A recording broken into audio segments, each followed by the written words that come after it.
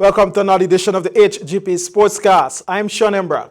We tell you now that Minister Nicolette Henry nullifies any notion of Guyana having a multi-purpose facility constructed in the near future. She cited a dilapidated nation's sports department, which needs a massive reform. We have more from Calvin Chapman. Before you begin to really make big investments, you have to have a strategic direction, because the last thing you want to do is to continue to go down a road that is leading no place.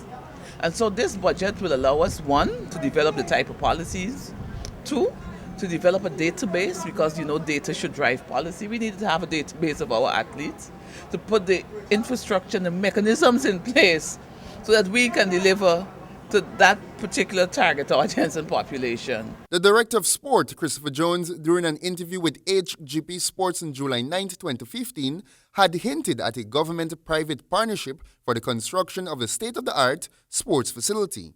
Indeed, to construct a multi-purpose state-of-the-art center with free open spaces and so forth.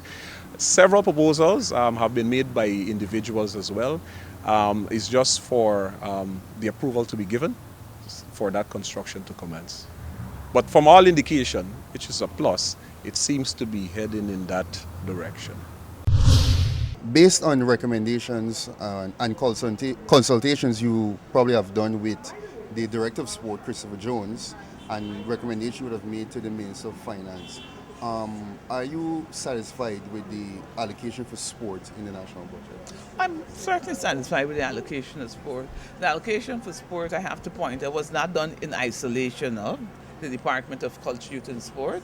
As the minister with that responsibility, I'm pleased to say to the people of this country, using taxpayers' money is not something to be taken flippantly.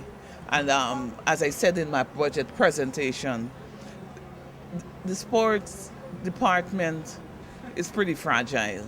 It has suffered from weak management for the past 2 decades, and therefore the emphasis is on restructuring, refocusing and reorganizing. There's pretty much nothing to go by. The Alex Bunbury private development proposal for a state-of-the-art facility, if approved by government, will see Guyana with its first academic sports facility. We tell you now that the West Indies under-19, after being whitewashed by Bangladesh in the Youth World Cup warm-up series, defeated the home side by 3 wickets to book their second ever Youth Cup final. Shamara Springer from Barbados led the charge. Let's look at some of the highlights. Third man takes it. Shamar Holder strikes, and Pinak Ghosh is gone. Gone! Too much pace. Bowled him, chopped on, slower delivery. Pulled him straight through. It's bowled him. Huge shot. Few overs. He goes down the ground. Lovely use of the feet from Gidron Pope. Off the mark with a 6. Good shot. Good shot. This man's footwork. That's why he's such an impressive player. Shot pulled away. That's gone all the way. Well, he's taken out Saeed Saka in his very first over. And he's got it. 50 runs to Hetmeyer. Top shot again.